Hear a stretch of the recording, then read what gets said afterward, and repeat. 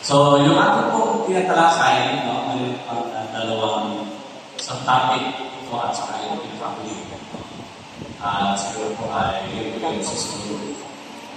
Lilipat po tayo sa dalawang topic about parents. Meron po tayo great parents. Declaration of faith from First Church. Church of First Gospel of the Philippines or international. Same po. No? So, makita po natin dito sa verse 8 na yung tinatawag ng new verse is a mystery. Pag sabi ng mystery ay isang huwaga kung saan ay hindi mo makikita o hindi mo maramdaman at maranasan. No, sabi po ng Panginoon to help to understand the new birth or yung tinatawag na kapanganakan muli ay para po isang hangin na hindi ako alam kung saan galing at saan ito paputungo. Hindi mo nakikita pero nararamdaman mo parinig mo ang pupunto sa dalawin ng bawat pinapanganak sa Espiritu. So, being born again is the work of the Holy Spirit. He is the life giver.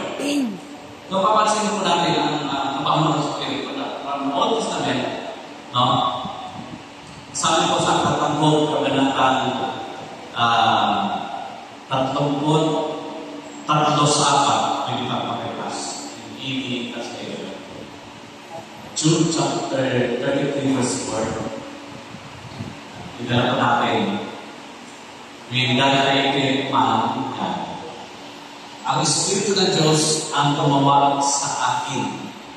Buhay na taglay ko ay makapangyarihan ng Diyos.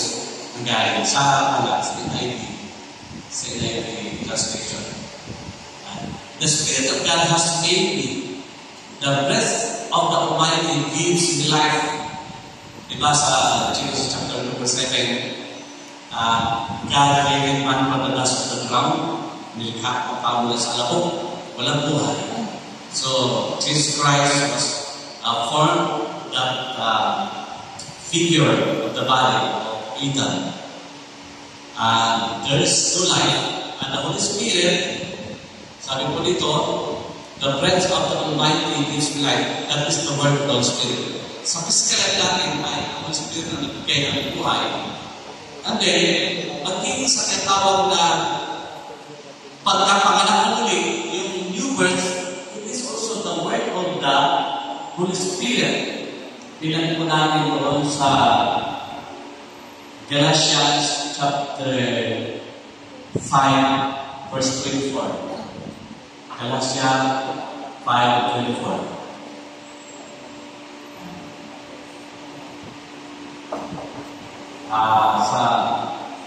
Sa sunod, sa 25. And since we live by the Spirit, yung sa verses. The 24. Those who belong to Christ Jesus have crucified the flesh with its passion and desires. Then, 25. Since we live by the Spirit, let us keep with the Spirit. Sana sa hindi, pinalaki sa Spirit. Yan. Kung ang Espiritu ang nagbibigay buhay sa atin, ang Espiritu ang nagbibigay buhay. Both physical and spiritual. Siya rin ang pagkakiin natin sa atin. Amen. Dapat ang Espiritu natin na sa atin. So, napaka-important po yung dwelling of the Holy Spirit. Yes. So, balik po tayo doon sa tinatawag na yung pinakasal topic ng ating pinag-aralan na new birth. New birth at saka yung being born again ay same ano po yun. May pagkakailan po sa ibang term. Pakialam po yung ating pagkakalan.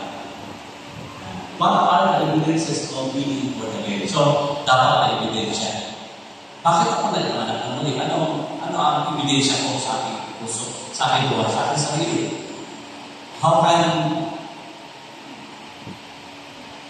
yung tanong ay papaano malaman ng palagi at palagi ko sa aking sarili ay born again, ipanganak ng muli. So, tingnan po natin number 1. The born again one lives a righteous life. Yun po yung patunay. Ang pinanlang na muli ay namumuhay sa isang magtuwid na pamumuhay. Amen. A righteous life.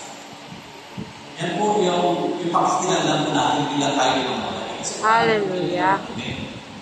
Pero their life is not yet transformed. Dapat may pagbabago. Pag unahin ka, dapat pinabago. Amen. Pero kung sinasabi mo, unahin ka, pero ang life mo, yung lifestyle mo ay same pa rin sa dati, ay yung pang may problema. Bilang mo natin yung talata. Yung talata.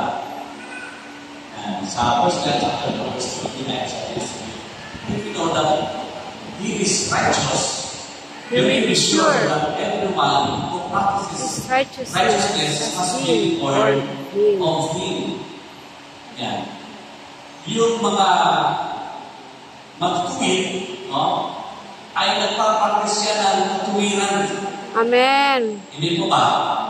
Hindi po nagpapractice ng kasalanan, kundi ang pinapractice niya ay katuwiran. Katuwiran. No? Yung nagpapractice ng katuwiran ay yun po yung itinanganak ng Diyos sa Espiritu. Hallelujah. Kaya napaka-important po ito na malaman natin na what is our practices? No? Ano yung ating mga pinapractice? Worldly or Christian way of life? Yun po. Kaya ito pa lang ay makita ko namin pagkakalanlan namin bilang tayo ay mga naipahanap natin. May nabago sa buhay natin. Kung dati natin pupulang tayo nila. Dati tayo ay namumukay sa pagkakupot, pagkakain na walang pagpapatawan. Yun pong lifestyle yun ay nababago na po yun. Kung dati po tayo ay may bisyo, yung bisyo na yun, wala na. Ito ba? Amen. Tayo po bilang mga Kristiyano, kaya natin yet perfect. Hindi tayo perfecto. Tama tayo sa mundo ito. Pero through our faith in Jesus, God made us perfect sa kanyang paningin. Amen. Sapagkat sa Kristo yung sa buhay natin, the blood of Jesus will cleanse us. Hindi po ba? Amen. The blood of Jesus na lumilinis po sa atin. At ang kanyang mga salita na araw-araw kapag tayo nagbubulay, ito po yung nagwawali sa atin, naglilinis sa ating buhay ang kanyang salita, ang kanyang banal na loob, at ang Santo Espiritu at ang factor para tayo ay malinis. No? So, habang tayo nililinis, tayo naman ay nagsisikap na mamuhay sa katuwiran. So, dahil po sinasabi na tayo bilang mga Kristiyano ay nagkakasala pa din. Pero hindi na tayo makasalanan. Para ipaunawa ko sa mga isa, ano ba yung salita nagkakasala at makasalanan?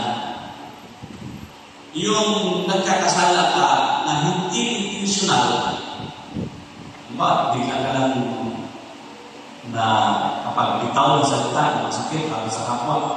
Di ba?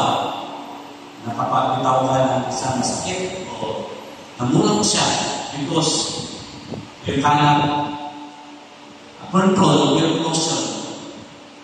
Pero na-realize ko, ay ito na yan. Lord, for you, dinala ko sa tao. Tawaga ko din ha.